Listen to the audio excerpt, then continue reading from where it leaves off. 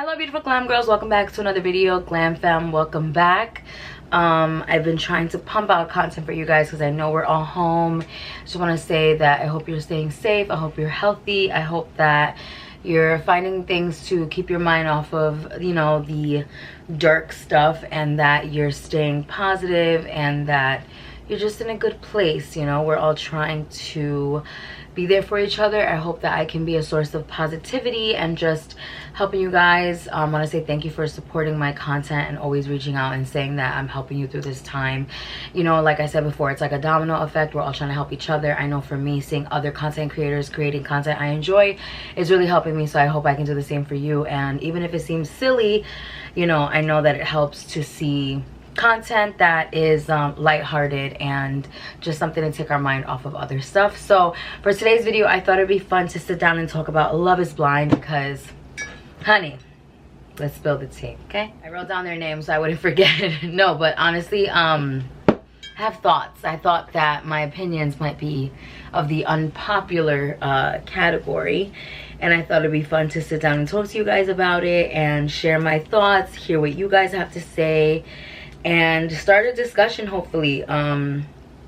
Yeah, because I feel like people probably won't agree with me, but you know what, that's okay.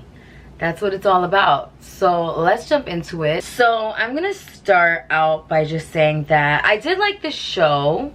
Was it definitely like weird? Yes. Was it kind of like trashy reality TV? Yes. And I definitely see like what people say, like the negative things that people say. Like, I kind of understand where people are coming from with their opinions, but I think that overall there's some things that I have to disagree with. So I'm gonna go by couple and kind of give my thoughts, because you know, they're just, my thoughts are just so important. My thoughts are the end all be all. I'm joking, but I'm just saying, this is lighthearted, so if you don't agree, just leave it respectfully in the comments. We'll discuss.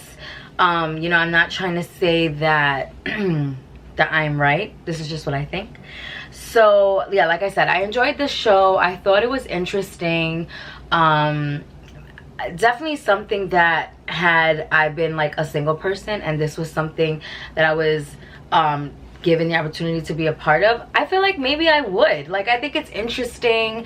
The idea of really getting to know someone is so important, and it's a step that I think a lot of people in this day and age like pass through so quickly. And I grew up in the time when you had that talking stage where you like got someone's number and you actually talked to them for at least a month or two before you even went on a date or dated, you know what I mean? And now I feel like things are so quick. People are so into like the instant gratification of just seeing someone and hooking up with them, or I don't know, just like the pressures of social media. People are just so quick to get married or have kids, or just so quickly not really get to know people. So the idea of like the pods and not being able to see each other is very interesting to me.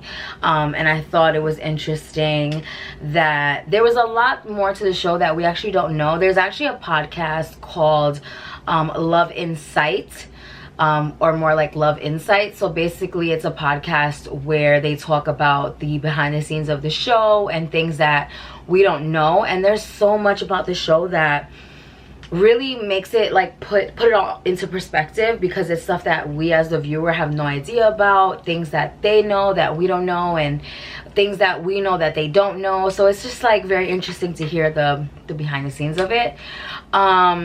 So yeah, overall I enjoyed it. Was it a little bit dramatic? Was it a little bit tacky? Was it a little bit over the top? Yes, of course.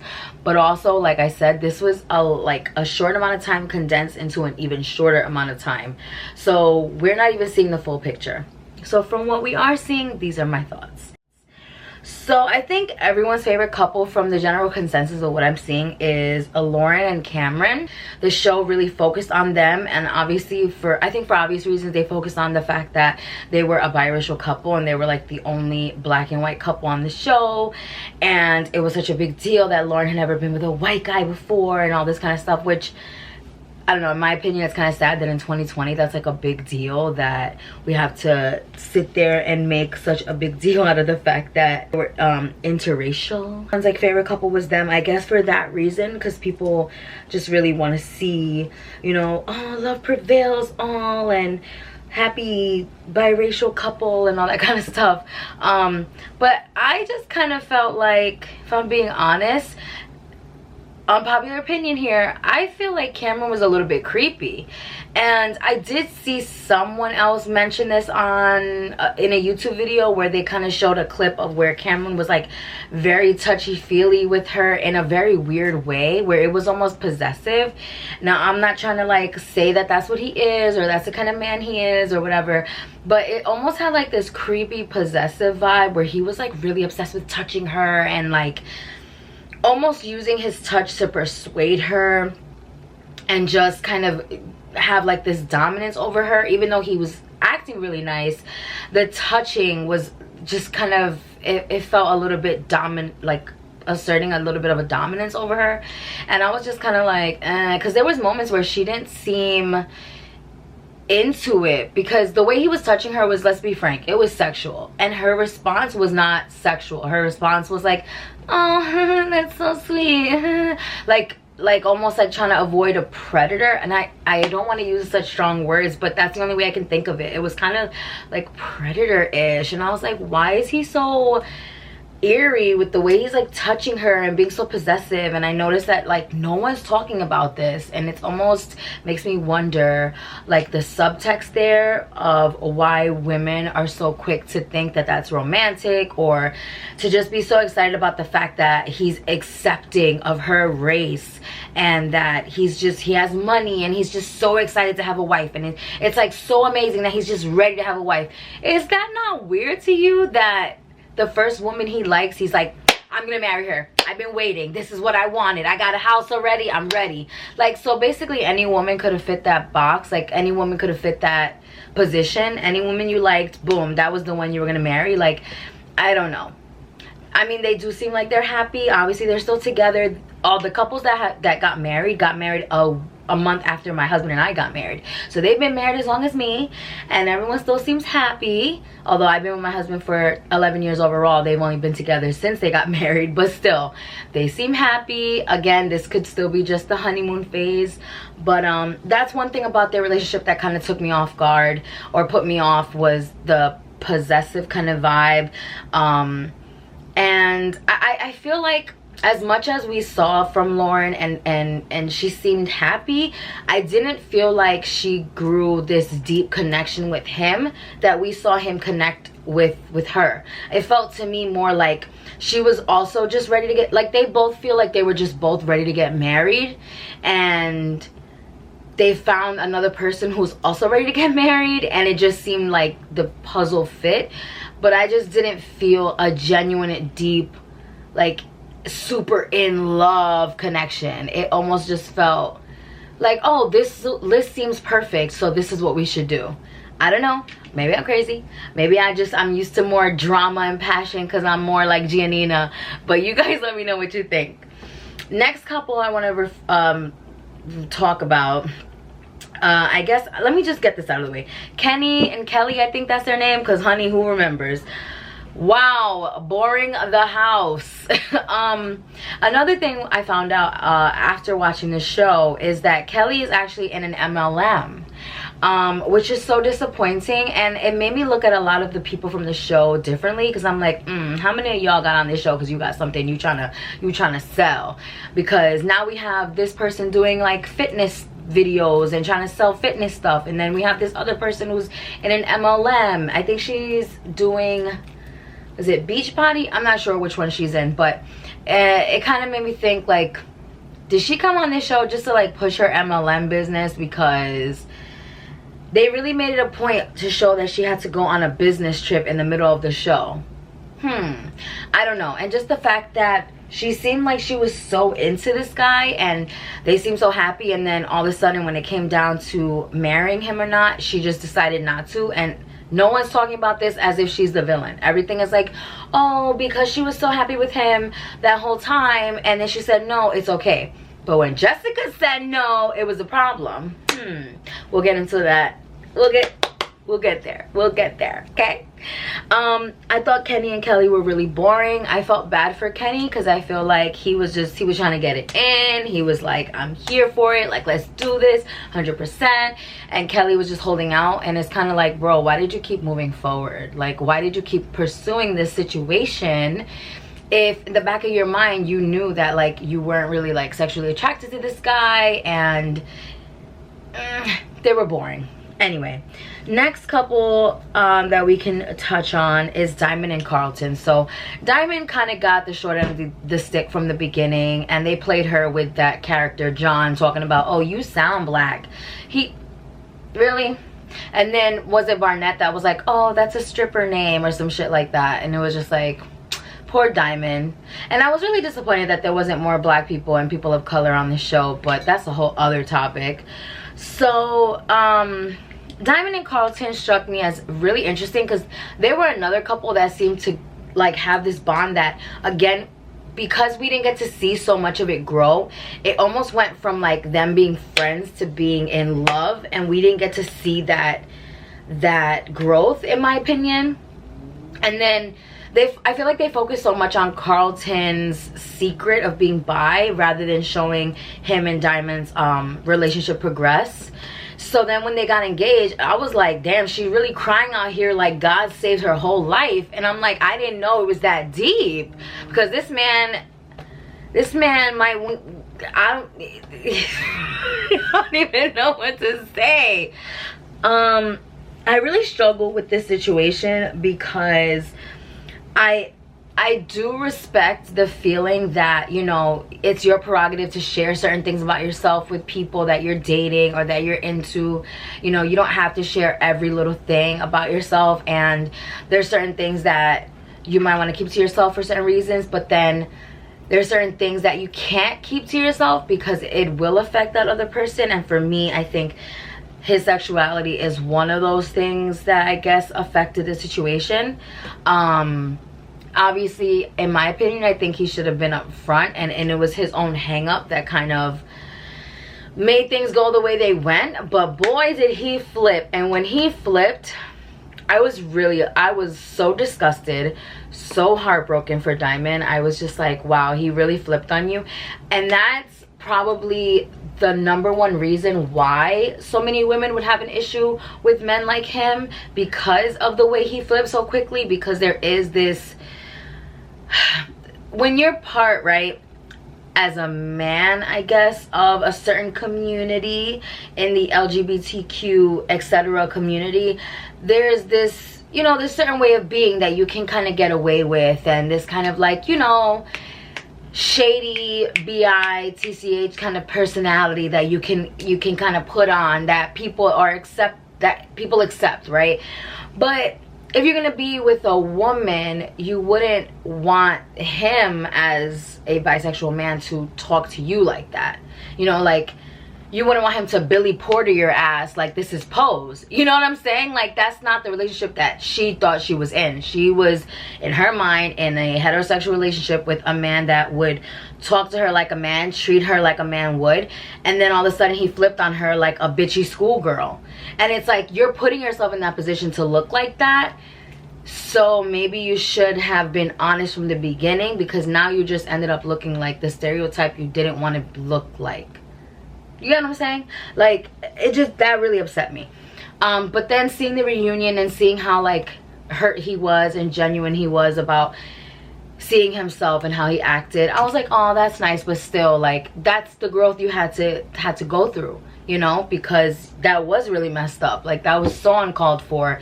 It was disgusting what he said and how he acted. It was so low. It was ratchet, honey. It was ghetto. It was ratchet. Okay, let's be real. Let's call it what it was. It was a mess. And I really respect Diamond for standing her ground, walking away. She didn't call him out his name. She defended herself and she moved on. And I think she handled it really well, because I would not have. I would have beat his ass. You want to talk to me like a little girl? I'll fight you like a girl. Let's go. Let me pull your hair, rip your hair out. I'm a, you know, slap you up. I would have hit him like the girl he acted like. let's keep going. We have Amber and Barnett. So this is another one for the ages. I think the consensus we can say is like everybody pretty much agrees that Amber's crazy. She definitely comes off immature, a little bit aloof, and I think that Barnett did a really good job of kind of pretending that he's not the same. I think these two are like peas in a pod, immature, perpetual college student types. Like, she's cheerleader captain, he's football captain. They, you know, do the clam bakes and they do, you know, I don't know, what are the homecoming and all that. They do the kegs and all that. That's them. And I definitely think that they might be the best match in that situation, because they're both like big kids. And what can you, I think Jessica was right when she said that he was a fuckboy. Like, he really is. And I think he just met someone who was crazy enough to like think that was attractive, and to also be crazy enough to fight for him. I think that's what he liked. He liked that Amber was ready to fight Jessica for him. And that's what he wanted, because how do little boys think? Little boys like women to fight for them. A man is going to be chasing the woman they want and fight for the woman they want. A boy is gonna go for the girl who scraps for him and fights for him because he thinks that's cute. It's not cute, but they seem to be happy, so that's that. But I definitely think that they are both, yeah, perpetually freshmen in college. Giannina and Damian. So at first I really liked them. I like Giannina. I won't say I like them. To me, Damian comes off like a serial killer. I'm sorry. He gives me killer vibes. I don't know. I think that there's a lot there to unpack that they never even touched the surface on, and it kind of like made me feel like, why did Giannina even give this person the time of day? Because there's a lot of differences there that I think eventually will come out and will lead to issues. I mean, the fact that his parents didn't want to meet her, and he basically low-key said that he's like Republican and they're gonna have issues on what they agree on, and that already to me was a red flag. I mean, she's Latina, so that was like, what are you doing? I know a lot of people feel like Giannina was very mature and that she spoke in riddles and all this kind of stuff. I think that comes from a place of not knowing culturally how Latinas can be. And yes, I think she could be, you know, dramatic and over the top, but she's also young. And I think she's still trying to find herself. She's also the kind of girl that's, you know, she's very like into nature, and she's like, I'm one with the universe, and oh my god, this is my spirit animal, and like that's her vibe. She likes to be very introspective and talk about the universe and all that kind of stuff. So I think that's why she talked like that. Again, there was a lot we didn't see, but I think there was a lot that, like I said, a lot we didn't see, and a lot to Damian, that he's the kind of person that is quiet but gets under your skin. And I think that's what we're not seeing and we're not understanding, because the person who seems louder, the person who's talking the most, is the one that you're gonna have more to say about, because the other person's not giving you enough information. To me, that's what Damian was. He's the person that seems like he's not giving you enough information, but the quietness and the behavior and the looks and the non-verbal communication is the stuff that I was paying attention to. And that's the stuff that kind of had me a little like, I don't know. I thought it was interesting that at the end of it all he said no, when he was the one that all along was saying that Giannina wasn't all in. But then when it came down to be all in, she was like, yeah, he said no. So again, to me it felt that there was a little bit of a lack of like passion on his end, and a little bit of a maybe he was upset that she wasn't gonna fawn over him and like fall and beg, in a sense. To me, he just kind of came off like he needed her to kind of adore him, if that makes sense. And she was a little bit more like, I kind of need something from you too. Like, we can't, this is not just gonna be me dying over you, you know? But they're still together now. So like, cool. I don't see that lasting, but who knows? There are probably people who say the same thing about my relationship. For me, when people have like fundamentally different opinions about things, or fundamentally different ideas about things, especially like politics, religion, things like that, like those are really big issues that will come up later. And so the first few years you might not see those issues, but 10 years on the road, I mean, I just think that those are things that are going to come up, and I can't see how they wouldn't. Again, there's a lot that you could unpack there. I mean, I'm not gonna sit here and be like a psychologist because I ain't got time for all that, but those are just some of my opinions. And then last but not least, we have Jessica and Mark, guys. So this is probably my biggest gripe, if you will, and my biggest unpopular opinion, because I know everyone and their mama hates Jessica. I actually like her. Sorry. So okay, so I know that a lot of people felt like she, you know, strung him along, and I will say that yes, she was messed up in the way that she wasn't more transparent, I guess, with Mark. But again, there's a lot we didn't see there. There's a lot of conversations that were had that we didn't get to see. So of course Netflix is going to show us the most dramatic things, the most hurtful things that she said, or the most cold and hot and cold, but there could have been a lot more warmth that we didn't see. I'm not making excuses, I'm just saying. I think overall, I just feel like you should be able to make whatever decision you want to make, and she shouldn't have said yes to him just to make everyone else happy, just because that's what was expected or what he wanted. I also think that there's not enough credit given to the fact that she was having this kind of like deep connection to Barnett, and they spoke to each other for days and days. And another point I want to make is that these people were dating in these pods for a week and a half straight, every single day. Some of them were dating the same two people up until the day they got engaged. So can you imagine, like, you're making this connection, this person says they're gonna ask you to marry them, and then the next day they get engaged to someone else. So I think it's unfair to not be understanding to Jessica in relation to the fact that she had these strong feelings for Barnett, and he was kind of reciprocating those feelings up until he just out of nowhere got engaged to someone else. So, you know, you might not understand that abrupt ending for her, but clearly it affected her. And I think that in a real life situation where you're dating two people and maybe you have feelings for both, but one of them is a little stronger, you might also continue to explore the feelings you have for the other person if the one you had stronger feelings for suddenly decided that they were done with you. And I don't think it's unfair to say that that's wrong, because like she said, she was there to explore the dating and explore what she could build with someone.